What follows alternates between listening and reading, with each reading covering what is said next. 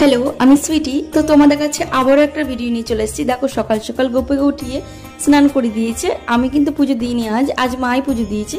তো স্নান করিয়ে গা মুছিয়ে আবারও একটা নতুন ড্রেস পরিয়ে দিল। এটা যদিও রেগুলার ড্রেস গোপুর। আমার কিছু পার্সোনাল প্রবলেমের জন্য আমি এখন কদিন পুজো দিতে পারবো না, মা দেবে তাই আমি দূর থেকে ভিডিওগুলো করে দেবো, কিন্তু তোমাদের কাছে অবশ্যই রেগুলার ভিডিও দেবার চেষ্টা করব।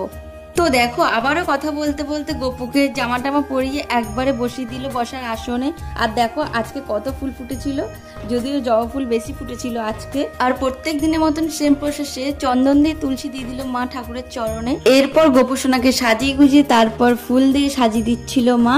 আর জানো তো, গোপু সোনার একটা চেন মানে সবসময় পরে থাকে, তার কারণে মার ভালো মালাটা পরাতে ভুলে গেছে। আর এখানে দেখো কত সুন্দর ভোগগুলো সাজিয়ে দিয়েছিল সব ঠাকুরের জন্যই। আর এখন গোপুকে ভোগ দিয়ে আরতি করে তারপরে মা গোপু সোনাকে খাই দিচ্ছিল। আজকের ভিডিওটা যদি তোমাদের কাছে ভালো লেগে থাকে অবশ্যই একটা লাইক আর একটা কমেন্ট, শেয়ার, সাবস্ক্রাইব করে যেতে ভুলে না কিন্তু বন্ধুরা।